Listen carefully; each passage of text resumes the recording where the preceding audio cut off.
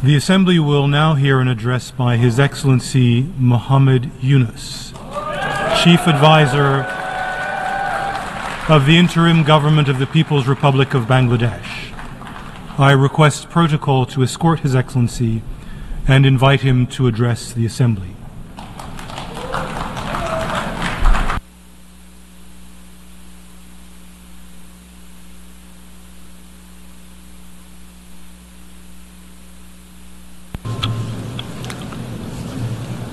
বিসমিল্লাহির রহমানির রহিম।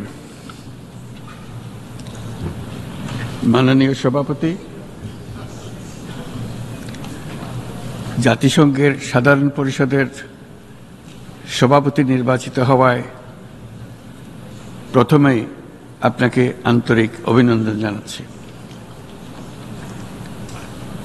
আমি আশ্বস্ত করছি যে আপনার এই দায়িত্ব পালনকালে বাংলাদেশ প্রতিনিধি দল আপনাকে পূর্ণাঙ্গ সহযোগিতা প্রদান করবে। জাতিসংঘের ম্যান্ডেটকে সমুন্নত রেখে বৈশ্বিক সংকটসমূহ নিরসনে মহাসচিব অ্যান্টোনিও গুতেরেসের দৃঢ় প্রতিজ্ঞ সাফল্যমণ্ডিত নেতৃত্বের জন্য তাকেও জানাই আন্তরিক সাধুবাদ।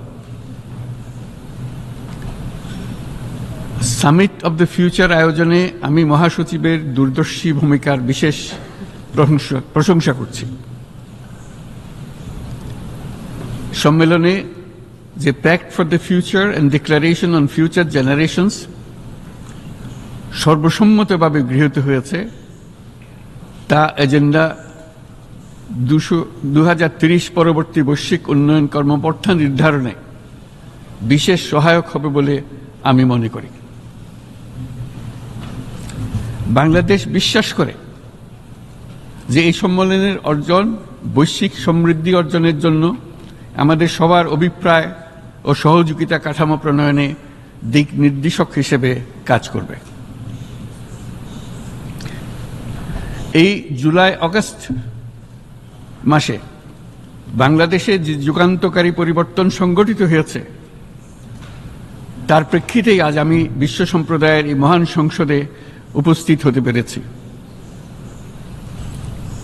আমাদের গণমানুষের, বিশেষ করে তরুণ সমাজের অফুরন্ত শক্তি আমাদের বিদ্যমান রাষ্ট্র কাঠামো ও প্রাতিষ্ঠানিক আয়োজনগুলো আমূল রূপান্তরের এক নতুন সম্ভাবনার দ্বার উন্মোচন করেছে। আমাদের ছাত্র ও যুব সমাজের আন্দোলন প্রথম দিকে মূলত ছিল বৈষম্য বিরোধী আন্দোলন, পর্যায়ক্রমে তা গণ আন্দোলনের রূপ নিয়েছে। এরপর সারা পৃথিবী অবাক বিস্ময়ে দেখেছে কিভাবে সমগ্র বাংলাদেশের মানুষ একনায়কতন্ত্র, নিপীড়ন, বৈষম্য, অবিচার ও দুর্নীতির বিরুদ্ধে রাজপথ ও সামাজিক যোগাযোগের মাধ্যমে দৃঢ়ভাবে রুখে দাঁড়িয়েছিল। আমাদের ছাত্র জনতা তাদের অদম্য সংকল্প ও প্রত্যয়ের মাধ্যমে একটি স্বৈরাচারী ও অগণতান্ত্রিক শাসন ব্যবস্থা থেকে আমাদের মুক্তি এনে দিয়েছে। তাদের এই সংকল্পের মধ্যেই আমাদের দেশের ভবিষ্যৎ নিহিত।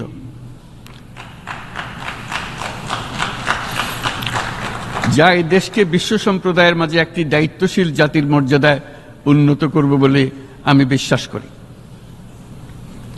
এই গণ আন্দোলন রাজনৈতিক অধিকার ও উন্নয়নের সুবিধাবঞ্চিত বাংলাদেশের আপামর জনসাধারণকে ঐক্যবদ্ধ করেছে।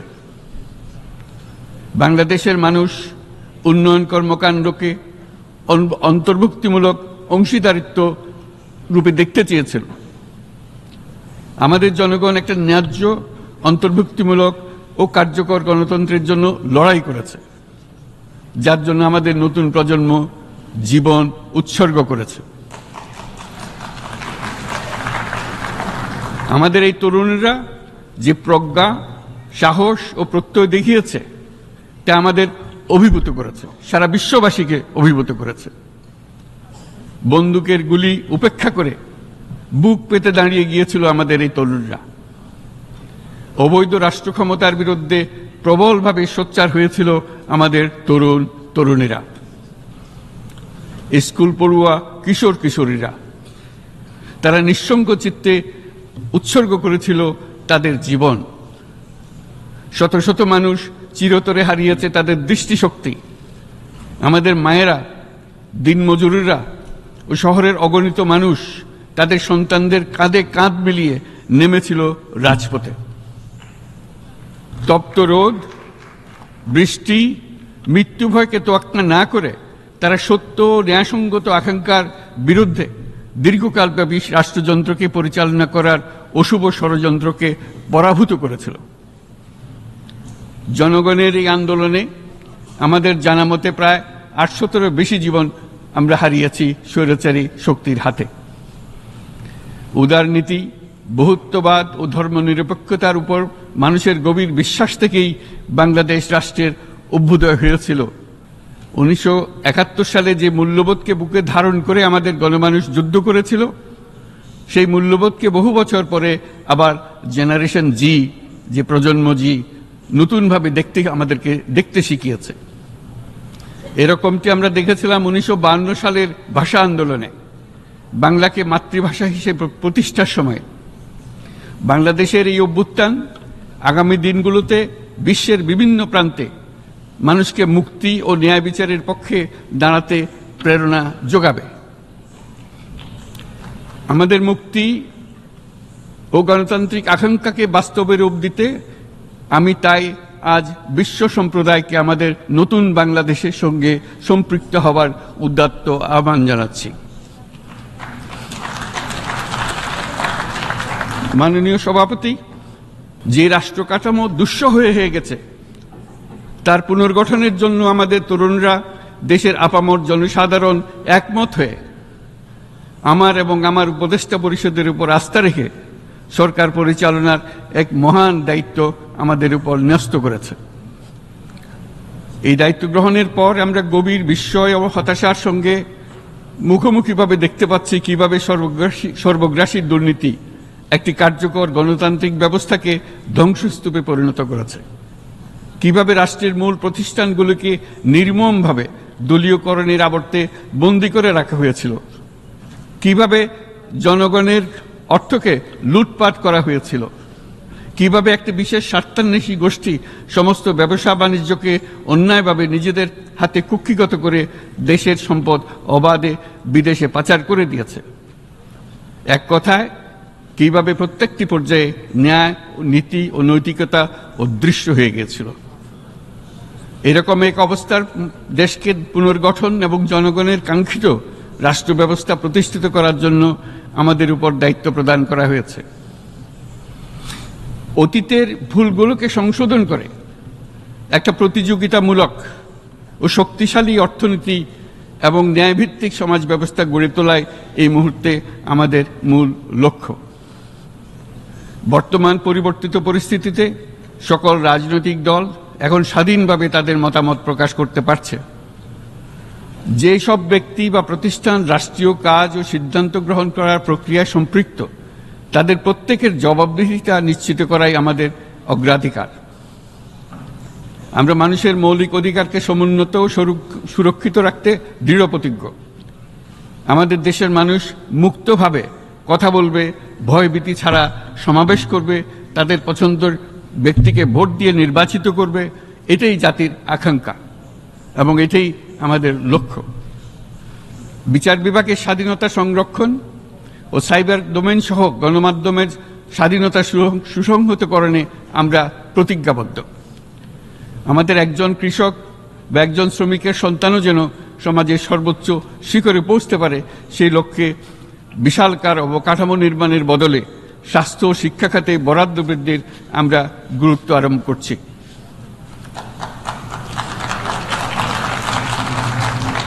রাষ্ট্র ব্যবস্থার সকল পর্যায়ে সুশাসন ফিরিয়ে আনাই আমাদের অভীষ্ট। বাংলাদেশে যেসব আন্তর্জাতিক, আঞ্চলিক এবং দ্বিপাক্ষিক চুক্তির পক্ষভুক্ত, সেগুলো প্রতিপালনে আমাদের সরকার বদ্ধপরিকর। জাতিসংঘ সহ বহুপাক্ষিক বিশ্ব কাঠামোতে বাংলাদেশের সক্রিয় অংশগ্রহণ ও অবদান অব্যাহত থাকবে। পারস্পরিক শ্রদ্ধাবোধ, মর্যাদা ও স্বার্থরক্ষণের ভিত্তিতে বাংলাদেশ বিশ্বের সকল রাষ্ট্রের সাথে বন্ধুত্বপূর্ণ সম্পর্ক বজায় রাখবে। মাননীয় সভাপতি, গত 7 সপ্তাহের মধ্যে আমাদের সরকার বিভিন্ন গুরুত্বপূর্ণ পদক্ষেপ গ্রহণ করেছে।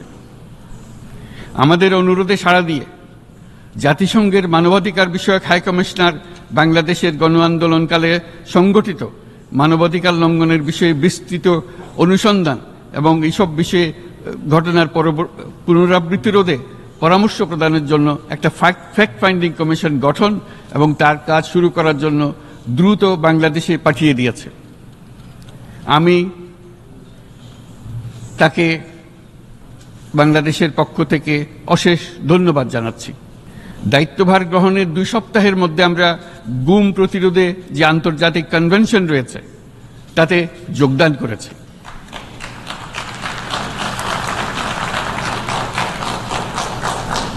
এর আশু বাস্তবায়নের জন্য প্রয়োজনীয় দেশীয় আইন ও বিধি প্রণয়নে আমরা এখন প্রক্রিয়া শুরু করেছি। বাংলাদেশে গত 1.5 দশকে যে সমস্ত গুমের অভিযোগ রয়েছে সেগুলো তদন্ত করার জন্য একটি তদন্ত কমিশন এই মুহূর্তে কর্মরত আছে। মানুষের আস্থা, আত্মবিশ্বাস ফিরিয়ে আনতে এবং নির্মম অতীত যেন আর ফিরে না আসে কোনোদিন, সেই জন্য আমরা কিছু সুনির্দিষ্ট খাতে সংস্কারকে অগ্রাধিকার দিয়েছি। সেই লক্ষ্যে আমরা বিদ্যমান নির্বাচন ব্যবস্থা, সংবিধান, বিচার ব্যবস্থা, জনপ্রশাসন, আইন শৃঙ্খলা ব্যবস্থা সংস্কারের জন্য স্বাধীন কমিশন গঠন করেছি। সংবাদপত্র ও গণমাধ্যমের সংস্কারের জন্যও পৃথক কমিশন সহ আরও কয়েকটি বিশেষ বিষয়ে কমিশন গঠন প্রক্রিয়াধীন রয়েছে। ব্যবসা বাণিজ্যে অনুকূল পরিবেশ সৃষ্টির লক্ষ্যে আমরা ব্যাংক ও আর্থিক খাতের ব্যাপক সংস্কারের উদ্যোগ গ্রহণ করেছি। কোনো বিদেশি ব্যবসা বা বিনিয়োগ যেন ক্ষতিগ্রস্ত না হয় তা নিশ্চিত করতে আমরা বদ্ধপরিকর। এইসব সংস্কার যেন টেকসই হয়, দীর্ঘমেয়াদে নিশ্চিত করতে এবং অবাধ ও নিরপেক্ষ অংশগ্রহণমূলক নির্বাচনের জন্য উপযোগী পরিবেশ সৃষ্টি করতে আমরা কাজ করে যাচ্ছি। গণতন্ত্র, আইনের শাসন, সমতা, সমৃদ্ধি অর্জনের মাধ্যমে একটি ন্যায়ভিত্তিক সমাজ হিসেবে আত্মপ্রকাশের অভিপ্রায় বাস্তবায়নে আমি বাংলাদেশের প্রতি আন্তর্জাতিক সম্প্রদায়ের সমর্থন ও গভীরতর সম্পর্ক গঠন করার জন্য আহ্বান জানাচ্ছি। মাননীয় সভাপতি, বাংলাদেশ মনে করে যে শান্তি রক্ষা ও সংঘাত মোকাবেলা জনগণের সমৃদ্ধি নিশ্চিত করার মূল চালিকা শক্তি। সাম্প্রতিক বিপ্লবকালে আমাদের ইতিহাসের সবচেয়ে কঠিনতম সময়ে জনগণের মুক্তির আকাঙ্ক্ষা পূরণে তাদের পাশে দৃঢ়ভাবে দাঁড়িয়ে আমাদের সাহসী সশস্ত্র বাহিনী সমূহ আরও একবার শান্তির প্রতি তাদের অঙ্গীকার প্রমাণ করেছে।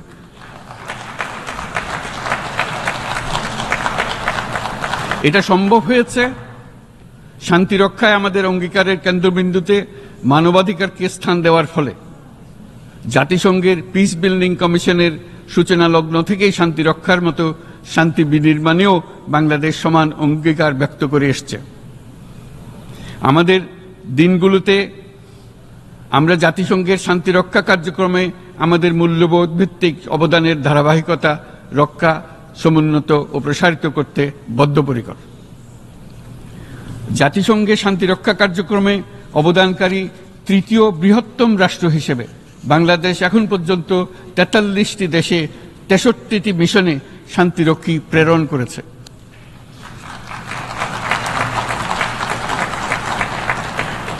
বসনিয়া থেকে শুরু করে কঙ্গো পর্যন্ত বিশ্বের বিভিন্ন প্রান্তে এসব মিশনে দায়িত্ব পালনকালে 168 জন বাংলাদেশি শান্তিরক্ষী নিজেদের জীবন বিসর্জন দিয়েছে। আমরা আশা করি যে কোনো অবস্থায় নানা প্রতিকূলতা সত্ত্বেও জাতিসংঘের ভবিষ্যৎ শান্তিরক্ষী কার্যক্রমগুলোতে বাংলাদেশের প্রতিরক্ষা বাহিনীর সদস্যরা একইভাবে অবদান রাখার সুযোগ পাবে।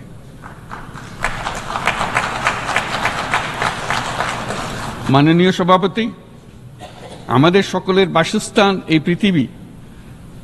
বৈশ্বিক অগ্রাধিকারগুলোকে সঠিকভাবে নির্ণয় করতে আগ্রহী। জলবায়ু পরিবর্তন আমাদের সকলের অস্তিত্বের প্রতি হুমকি স্বরূপ। এই গ্রীষ্মে সর্বকালের রেকর্ড ভঙ্গকারী তাপদাহ আমাদের জলবায়ুজনিত পরিবর্তনের কথা স্পষ্টভাবে স্মরণ করিয়ে দিয়েছে। আমাদের যা প্রয়োজন তা হলো জলবায়ু সম্পর্কিত ন্যায় বিচার, যাতে করে দায়িত্বজ্ঞানহীন সিদ্ধান্ত, উদাসীন আচরণ কিংবা এর মাধ্যমে সাধিত ক্ষতির বিষয়ে যারা সংশ্লিষ্ট তাদের দায়বদ্ধ করা যায়। জলবায়ু পরিবর্তনজনিত দীর্ঘমেয়াদী প্রভাবগুলো অপূরণীয় ক্ষতির কারণ হয়ে দাঁড়িয়েছে।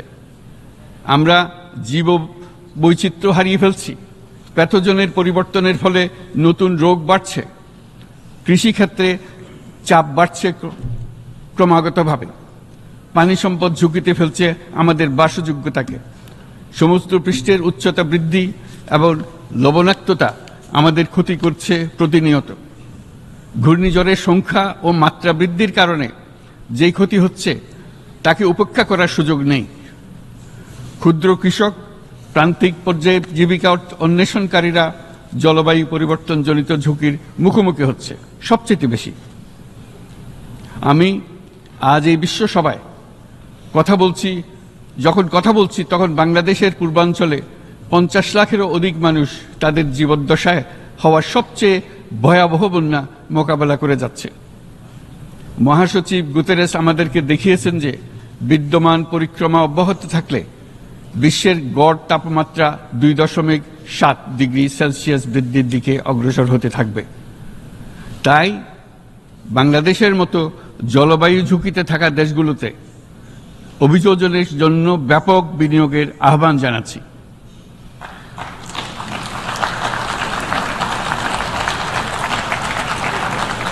এছাড়াও উদ্ভাবনী শক্তির প্রয়োগ, অতিরিক্ত অর্থায়নের মাধ্যমে লস অ্যান্ড ড্যামেজ ফান্ডকে কার্যকর করা আমাদের জন্য অত্যন্ত গুরুত্বপূর্ণ।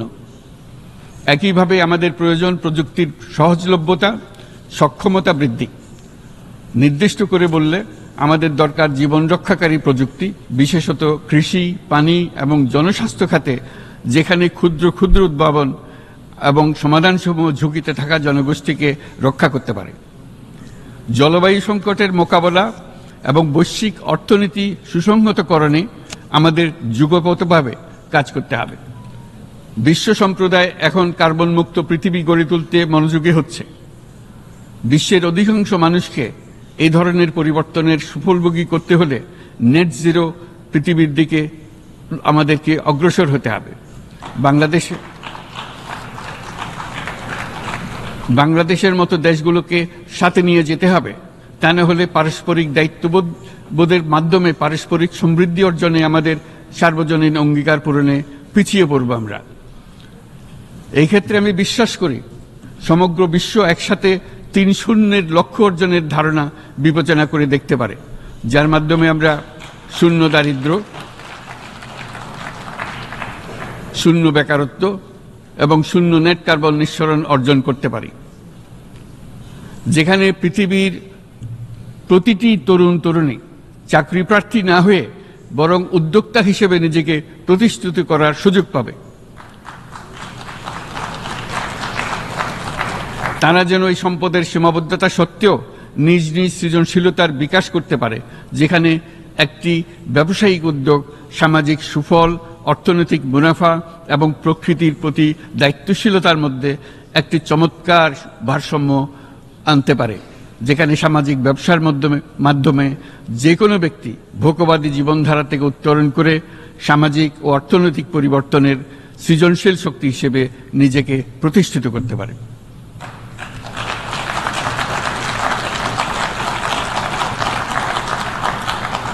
এই সময়ে তাই প্রয়োজন উন্নত উন্নয়নশীল সকল দেশসমূহ এবং বিভিন্ন অংশীদারদের মধ্যে নতুন দৃষ্টিভঙ্গি, নতুন মূল্যবোধ এবং নতুন একতা। সামগ্রিকভাবে এই লক্ষ্য অর্জনে জাতিসংঘ ব্যবস্থা, জাতীয় আঞ্চলিক পর্যায়ে সরকারসমূহ, সকল ব্যবসা প্রতিষ্ঠান, বেসরকারি অংশীজন এবং দাতব্য সংস্থাগুলোকে একসঙ্গে কাজ করতে হবে। আমাদের অর্থনৈতিক কাঠামোতে সামাজিক ব্যবসাকে স্থান দিলেই নিচের অর্ধেকাংশ মানুষের জীবনে তা বিরাট পরিবর্তন আনতে পারে।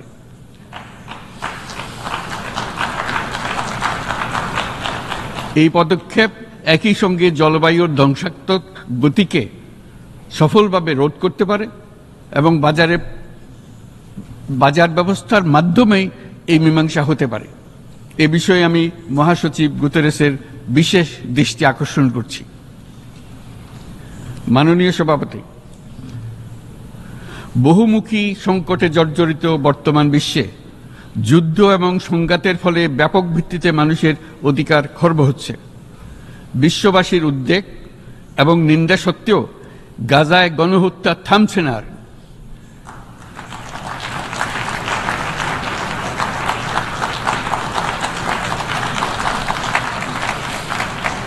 ফিলিস্তিনের মতো বিদ্যমান বাস্তবতা কেবল আরব কিংবা মুসলমানদের জন্যই উদ্বেগজনক নয়, বরং তা সমগ্র মানব জাতির জন্যই উদ্বেগের বিষয়।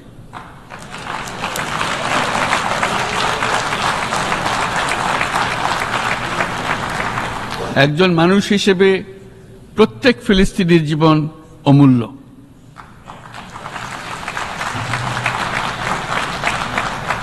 ফিলিস্তিনের জনগণের বিরুদ্ধে যে মানবতা বিরোধী অপরাধ হচ্ছে তার জন্য সংশ্লিষ্ট সকলকে দায়বদ্ধ করতে হবে।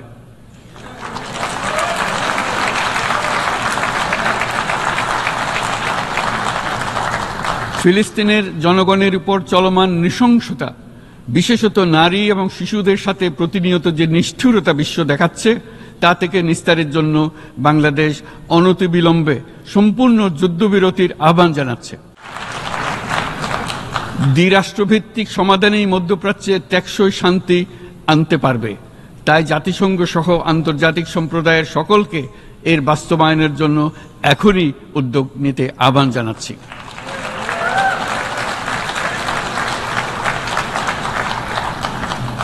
গত 2.5 বছর ধরে ইউক্রেনে চলমান যুদ্ধে বহু মানুষ প্রাণ হারিয়েছে। এই যুদ্ধের প্রভাব সর্বব্যাপী, এমনকি বাংলাদেশের অর্থনীতিতেও এর নেতিবাচক প্রভাব আমরা অনুভব করছি। আমরা তাই উভয় পক্ষকে সংলাপে বসে বিরোধ নিরসনের মাধ্যমে যুদ্ধের অবসান ঘটানোর আহ্বান জানাচ্ছি।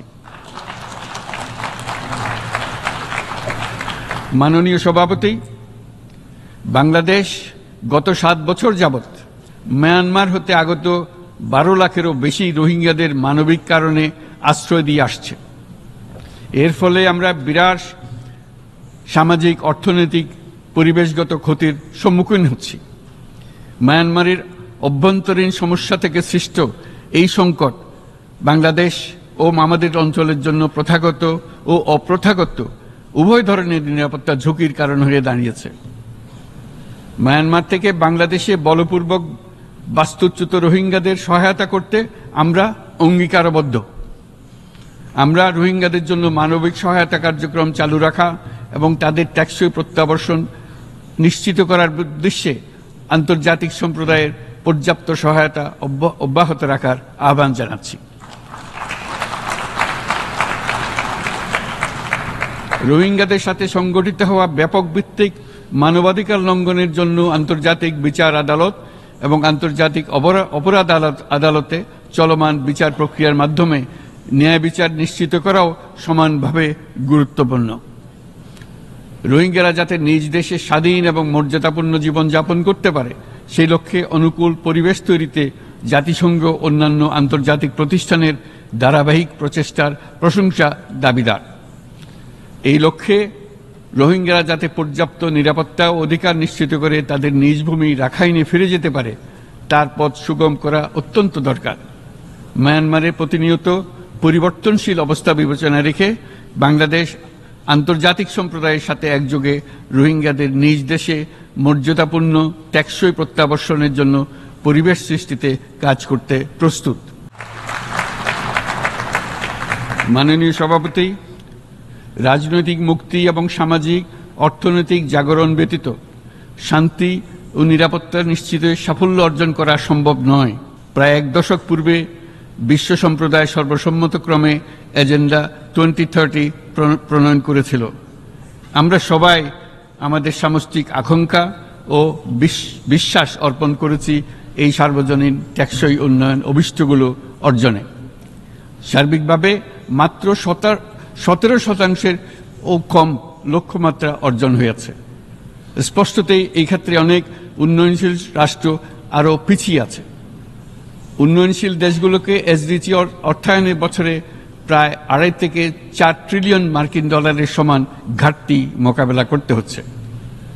উন্নয়নশীল বিশ্বের ঋণের বোঝা, ক্ষয়িষ্ণু আর্থিক সক্ষমতা এবং জলবায়ু পরিবর্তনের ক্ষতিকর প্রভাবের কারণে বাংলাদেশের মতো দেশগুলিতে বেশি ঝুঁকিতে রয়েছে।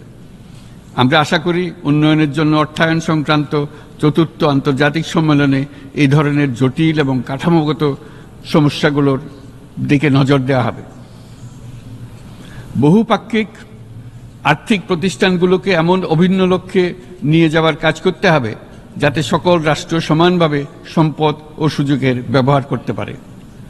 তারা নিজেদের কর্মসূচিতে সামাজিক ব্যবসাকে গুরুত্বপূর্ণ ভূমিকা দিতে পারে, যাতে নিম্ন আয়ের দেশগুলোর বাস্তবতাকে বিশেষভাবে মোকাবেলা করা যায়, যা ব্যবসায়ী উদ্যোগ এবং ব্যক্তির সৃজনশীলতাকে উদ্বুদ্ধ করে, যা বঞ্চিত জনগোষ্ঠীকে বিশালভাবে সহায়তা করে। এই ক্ষেত্রে অবৈধ অর্থের প্রবাহ এবং উন্নয়নশীল দেশগুলো থেকে সম্পদ পাচার বন্ধ করা অত্যন্ত আবশ্যক। উন্নয়নশীল দেশগুলো থেকে পাচার হয়ে যাওয়া সম্পদ ফেরত আনার জন্য আন্তর্জাতিক সহযোগিতা জোরদার করতে হবে। আমরা আশা করি কর ফাঁকি রোধে আন্তর্জাতিক কর কনভেনশন অতি শীঘ্রই গৃহীত হবে। মাননীয় সভাপতি, আমরা যে নিবিড়ভাবে সংযুক্ত বিশ্বে বসবাস করছি, সেখানে অভিবাসন এবং মানুষের অবাধ প্রবাহ এক অলঙ্ঘনীয় বাস্তবতা। বাংলাদেশি নাগরিকরা প্রতিনিয়ত বিভিন্ন দেশে অভিবাসী হিসেবে যাচ্ছেন।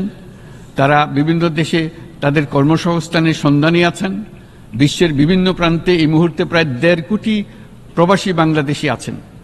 সকলের জন্য অভিবাসনের উপযোগিতা নিশ্চিত করতে বিশ্ব সমাজকে নিরাপদ, সুশৃঙ্খল এবং নিয়মিত মর্যাদাপূর্ণ অভিবাসনের পথ সুগম করতে হবে। আন্তর্জাতিক সম্প্রদায়কে অভিবাসীদের মানবাধিকার এবং তাদের প্রতি মানবিক আচরণ নিশ্চিত করতে হবে। অভিবাসনের উপর 2018 সালে যে গ্লোবাল কম্প্যাক্ট অন মাইগ্রেশন গৃহীত হয়েছে, তার পূর্ণ বাস্তবায়নে বাংলাদেশ প্রতিশ্রুতিবদ্ধ এবং একই সাথে অনিরাপদ অভিবাসন রোধেও আমরা বদ্ধপরিকর। মাননীয় সভাপতি, প্রতি বছর প্রায় 25 লক্ষ তরুণ তরুণী বাংলাদেশের শ্রমবাজারে যুক্ত হচ্ছেন।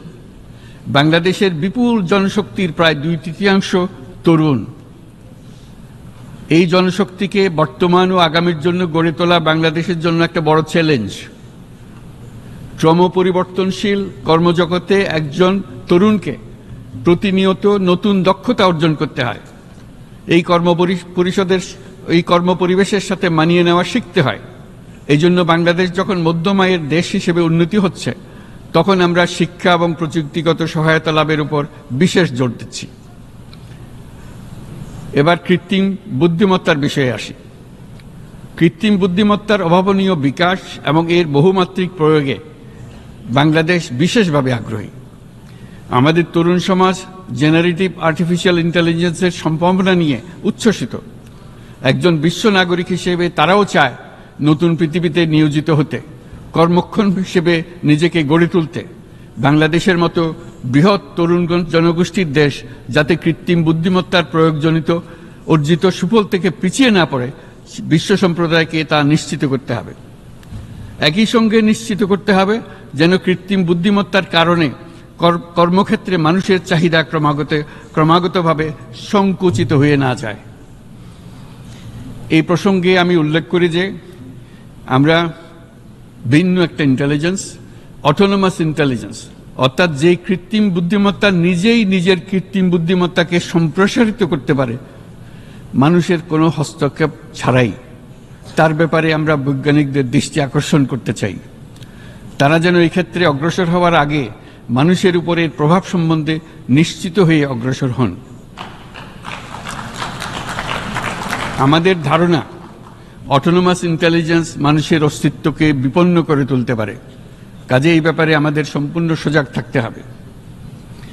মাননীয় সভাপতি, আমাদের আসলে দরকার নতুন ধরনের সহযোগিতা কাঠামো, যেখানে বৈশ্বিক ব্যবসা ও জ্ঞানের অধিকারী গোষ্ঠী মানুষের চাহিদাগুলোকে যথাযথভাবে অনুধাবন করবে। আন্তর্জাতিক সহযোগিতার মাধ্যমে উন্নয়নশীল দেশগুলোর জন্য এমন একটি রূপান্তরকারী ব্যবস্থা তৈরি করতে হবে যা কর্মসংস্থান, আর্থসামাজিক প্রতিকূলতা বা জীবিকার জন্য যুৎসয় সমাধান নিশ্চিত করবে। মাননীয় সভাপতি, আমাদের প্রচেষ্টা, সক্ষমতা এবং সম্পদ একত্রীকরণের মাধ্যমে সকলের সামর্থ্য, উদ্ভাবনী শক্তি এবং সমৃদ্ধিকে কাজে লাগাতে হবে। আর্থসামাজিক উন্নয়ন এবং জলবায়ু সহনশীলতা নিয়ে আমরা প্রতিনিয়ত যে প্রতিকূলতার সম্মুখীন হচ্ছি, সম্মিলিত উদ্যোগের মাধ্যমে তার মোকাবেলা করতে হবে। বৈশ্বিক দক্ষিণের দেশগুলোকে অনন্য অর্থনৈতিক এবং সামাজিক প্রেক্ষাপটে দক্ষিণ দক্ষিণ এবং ত্রিভুজীয় সহযোগিতা এই ক্ষেত্রে বিশেষভাবে সহায়ক হতে পারে বলে আমি মনে করি। বৈশ্বিক দক্ষিণের আওয়াজকে বিশ্বব্যাপী জোরালোভাবে তুলে ধরার জন্য প্রয়োজন সম্মিলিত উদ্যোগ। সেজন্য বৈশ্বিক এজেন্ডা প্রণয়ন ও বাস্তবায়ন নিশ্চিত করতে বৈশ্বিক দক্ষিণের দেশগুলোর মতামতকে যথাযথ গুরুত্বের সাথে বিবেচনা করতে হবে। জনাব সভাপতি, কোভিড অতিমারির অভিজ্ঞতায় আমরা দেখেছি জনস্বাস্থ্যে ব্যাপক বিনিয়োগ কতটা গুরুত্বপূর্ণ হতে পারে। বিশ্ব স্বাস্থ্য সংস্থায় বৈশ্বিক অতিমারি চুক্তির চলমান আলোচনায় বাংলাদেশ নেতৃত্ব প্রদান করে চলেছে।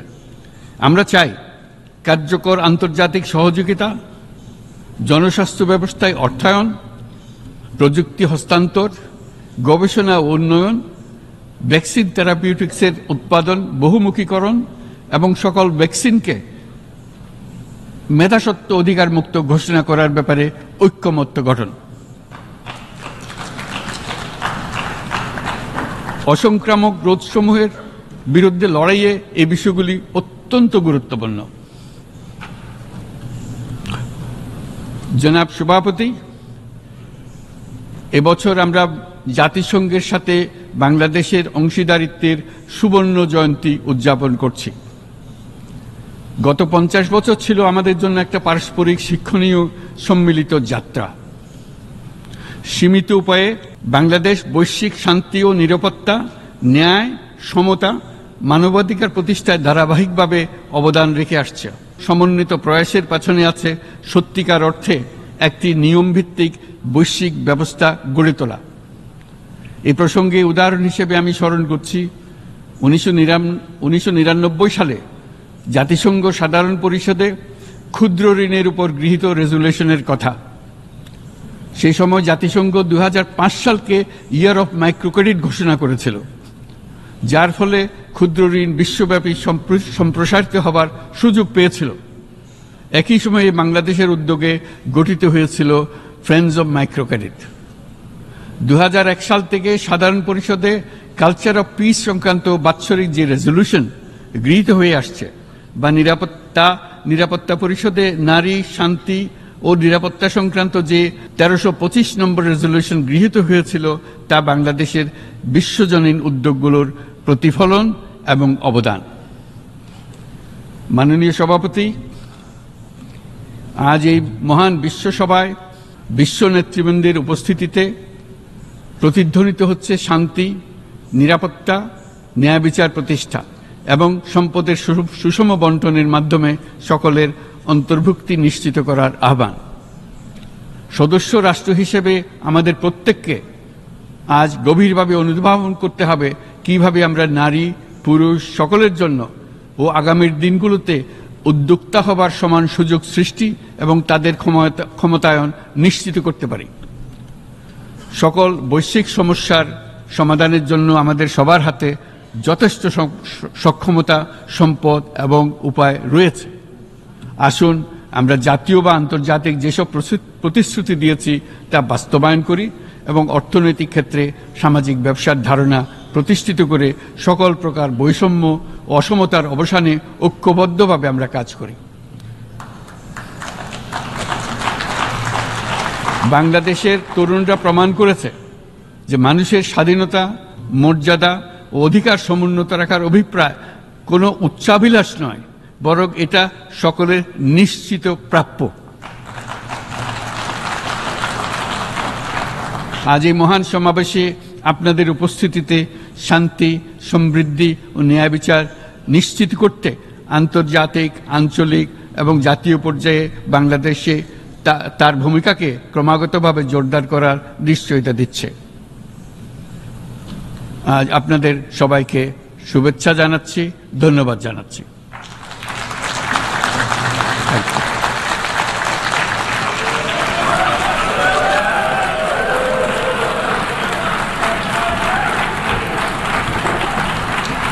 On behalf of the Assembly, I wish to thank the Chief Advisor of the Interim Government of the People's Republic of Bangladesh.